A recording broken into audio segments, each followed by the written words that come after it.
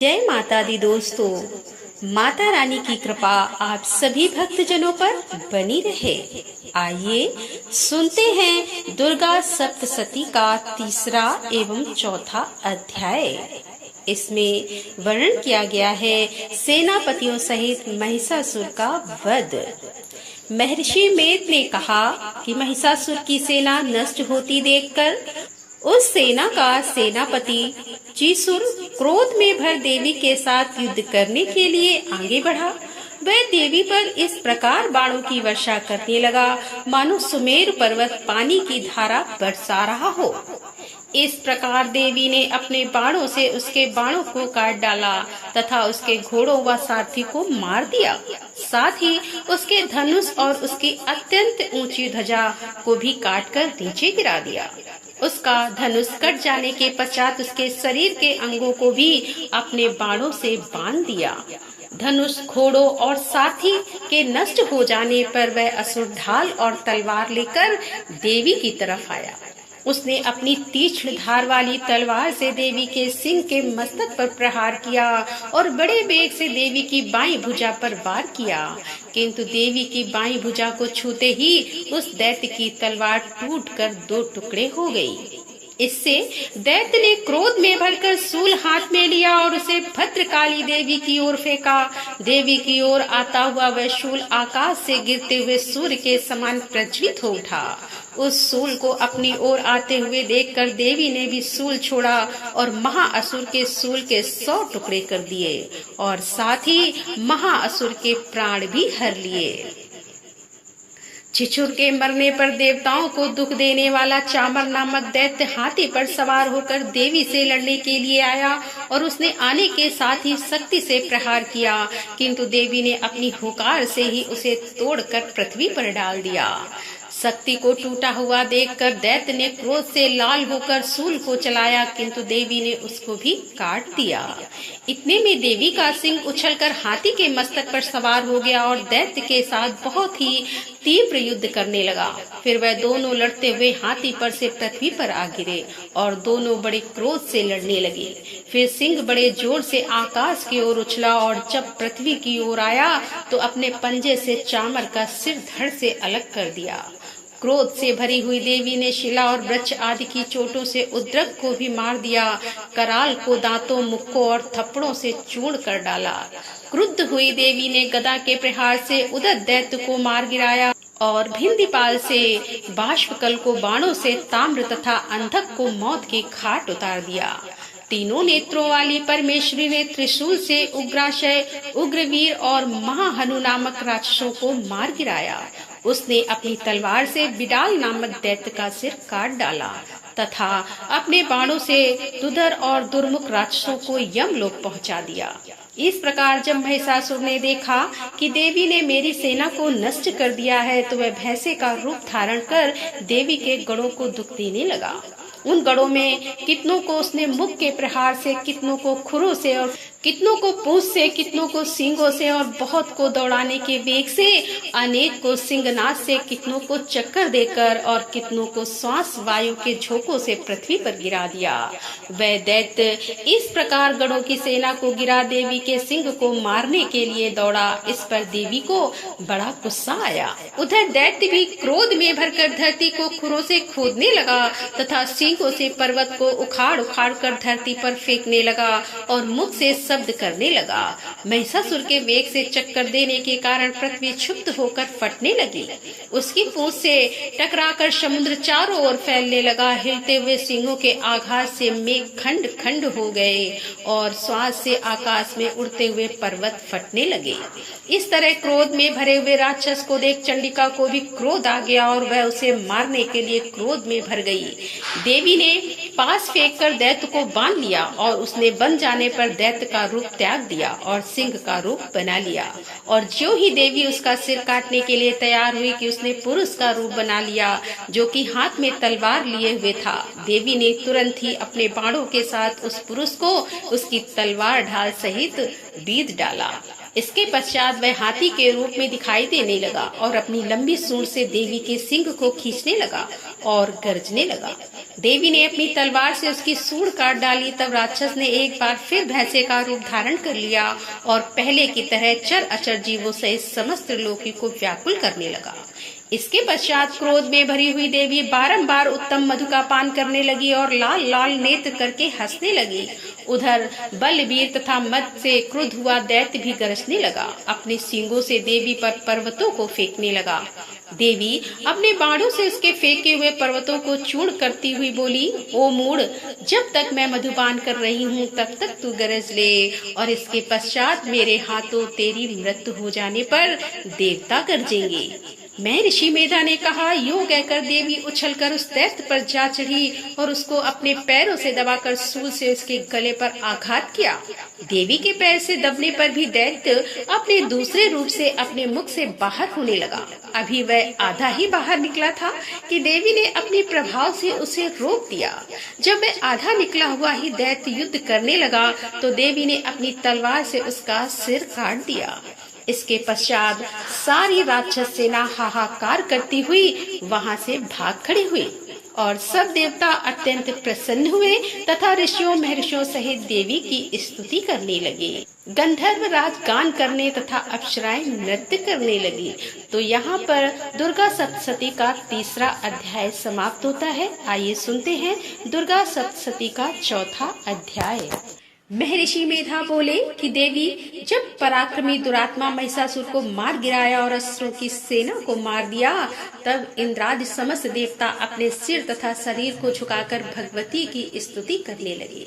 जिस देवी ने अपनी शक्ति से यह जगत व्याप्त किया है और जो संपूर्ण देवताओं तथा महर्षियों को पूजनी है, उस अंबिका को हम भक्ति पूर्वक नमस्कार करते हैं। वह हम सबका कल्याण करे। जिस अतुल प्रभाव और बल का वर्णन भगवान विष्णु, शंकर और ब्रह्मा जी भी नहीं कर सके, वही चंडिका देवी इस संपूर्ण जगत का पालन करे और अशुभ भय का नाश करे। पुण्य आत्माओं के घरों में तुम स्वयं लक्ष्मी रूप हो और पापियों के घरों में तुम अलक्ष्मी रूप हो और सतकुल में उत्पन्न होने वालों के लिए तुम लज्जा रूप होकर उनके घरों में निवास करती हो। हम दुर्गा भगवती को नमस्कार करते हैं। हे देवी, इस विश्व का पालन करो। हे देवी, हम तुम्हारे अचित्य रूप का किस प्रकार वर्णन करें। असुरों का नाश करने वाले भारी पराक्रम तथा समस्त देवताओं और दैत्यों के विषय में जो तुम्हारे पवित्र चरित्र हैं, उनका हम किस प्रकार वर्णन करें। हे देवी, त्रिगुणात्मिका होने पर ही तुम संपूर्ण जगत की उत्पत्ति का कारण हो। हे देवी, भगवान विष्णु, शंकर आदि किसी भी देवता ने तुम्हारा पार नहीं पाया। तुम सबकी आश्रय हो। यह संपूर्ण जगत तुम्हारा ही अंश रूप है, क्योंकि तुम सबकी आदिभूत प्रकृति हो। हे देवी, तुम्हारे जिस नाम के उच्चारण से संपूर्ण यज्ञों में सब देवता तृप्ति लाभ करते हैं, वह स्वाहा तुम ही हो। इसके अतिरिक्त तुम पितरों की तृप्ति का कारण हो, इसलिए सब आपको स्वधा कहते हैं।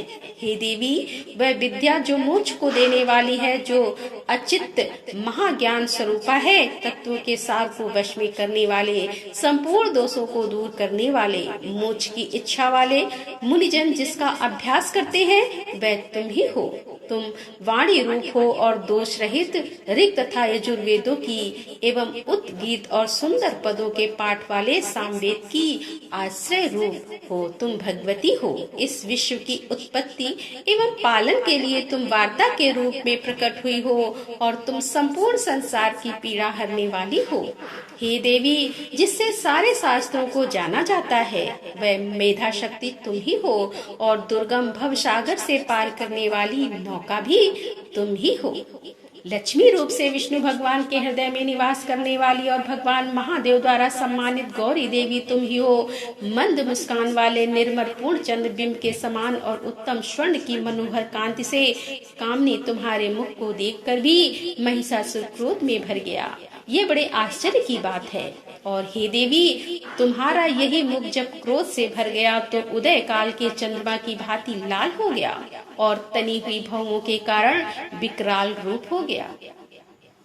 उसे देखकर भी महिषासुर के शीघ्र प्राण नहीं निकल गए। यह बड़े आश्चर्य की बात है। आपके कुपित मुख के दर्शन करके भला कौन जीवित रह सकता है। हे देवी, तुम हमारे कल्याण के लिए प्रसन्न हो। आपके प्रसन्न होने से इस जगत का अभ्युदय होता है और जब आप क्रुद्ध हो जाती हो तो कितने ही कुलों का सर्वनाश होता है। यह हमने अभी अभी जाना कि जब तुमने महिषासुर की बहुत बड़ी सेना को देखते देखते मार दिया। हे देवी, सदा प्रताप देने वाली, तुम जिस पर प्रसन्न हो जाती हो वही देश में सम्मानित होते हैं। उनके धन यश की वृद्धि होती है, उनका धर्म कभी शिथिल नहीं होता और उनके यहाँ अधिक पुत्र पुत्रियां और नौकर होते हैं। हे देवी, तुम्हारी कृपा से ही धर्मात्मा पुरुष प्रतिदिन श्रद्धा पूर्वक यज्ञ करता है और धर्मानुकूल आचरण करता है और उसके प्रभाव से स्वर्ग लोक में जाता है, क्योंकि तुम तीनों लोकों में मनवांछित फल देने वाली हो। हे माँ दुर्गे, तुम स्मरण करने पर संपूर्ण जीवों के भय नष्ट कर देती हो और स्थिर चित्त वालों के द्वारा चिंतन करने पर उन्हें और अत्यंत मंगल देती हो। हे दारिद्र सुख नाशिनी, तुम्हारे सिवा दूसरा कौन है। तुम्हारा चित्त सदा दूसरों के उपकार में लगा रहता है। हे देवी, तुम शत्रुओं को इसीलिए मारती हो कि उनके मारने से दूसरों को सुख मिलता है। वे चाहे नरक में जाने के लिए चिरकाल तक पाप करते रहे हो, किंतु तुम्हारे साथ युद्ध करके सीधे स्वर्ग को जाएं। इसीलिए तुम उनका वध करती हो। हे देवी, क्या तुम दृष्टिपात मात्र से समस्त असुरों को भस्म नहीं कर सकती? अवश्य कर सकती हो, किंतु तुम्हारा शत्रुओं को शस्त्रों के द्वारा मारना ही इसीलिए तुम्हारा शत्रुओं को शस्त्रों के द्वारा मारना इसीलिए है कि शस्त्रों के द्वारा मरकर वे स्वर्ग को जामे। इस तरह से देवी, उन शत्रुओं के प्रति तुम्हारा विचार उत्तम है। हे देवी, तुम्हारे उग्र खड्ग की चमक से और त्रिशूल की नोक की कांति की किरणों से असुरों की आंखें फूट नहीं गईं। उसका कारण यह था कि वे किरणों में शोभायमान तुम्हारा चंद्रमा के समान आनंद प्राप्त करने वाले सुंदर मुख को देख रहे थे। हे देवी, तुम्हारा शील बुरे प्रतांत को दूर करने वाला है और सबसे अधिक तुम्हारा रूप है, जो ना तो कभी चिंतन में आ सकता है और ना जिसकी दूसरों से कभी तुलना ही हो सकती है। तुम्हारा बल व पराक्रम शत्रुओं का नाश करने वाला है। इस तरह तुमने शत्रुओं पर भी दया प्रकट की है।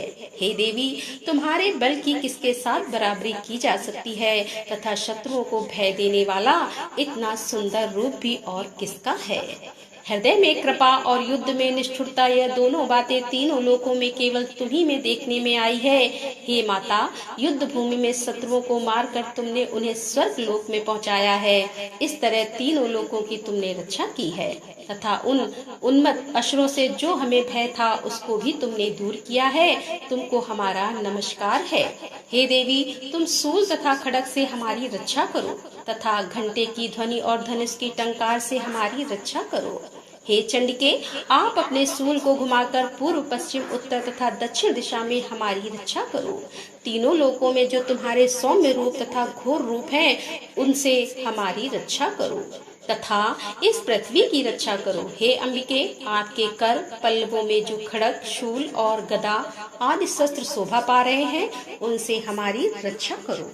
महर्षि बोले कि इस प्रकार जब देवताओं ने जगत माता भगवती की स्तुति की और नंदवन के पुष्पों तथा गंधर्व अनुलेपों द्वारा उनका पूजन किया और फिर सबने मिलकर जब सुगंधित व दिव्य धूपों द्वारा उनको सुगंधित निवेदन की, तब देवी ने प्रसन्न होकर कहा कि हे देवताओं, तुम अब मुझसे मनोवांछित वर मांगो। देवता बोले कि हे भगवती, तुमने हमारा सब कुछ कार्य कर दिया है, अब हमारे लिए कुछ भी मांगना बाकी नहीं रहा, क्योंकि तुमने हमारे शत्रु महिषासुर को मार डाला है।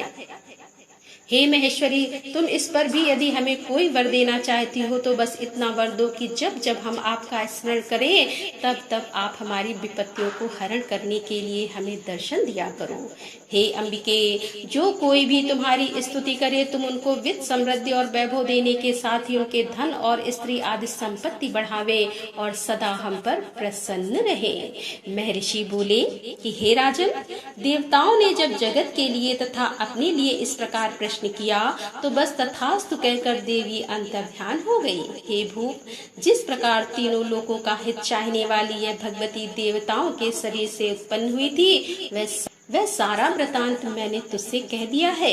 और इसके पश्चात दुष्ट असुरों तथा शुंभ निशुंभ का वध करने और सब लोगों की रक्षा करने के लिए जिस प्रकार गौरी देवी के शरीर से उत्पन्न हुई थी, वह सारा वृतांत मैं यथावत वर्णन करता हूँ। तो यहाँ पर दुर्गा सप्तशती का चौथा अध्याय समाप्त होता है। जय माता दी, राधे राधे, जय श्री कृष्णा, हर हर महादेव, जय भोलेनाथ।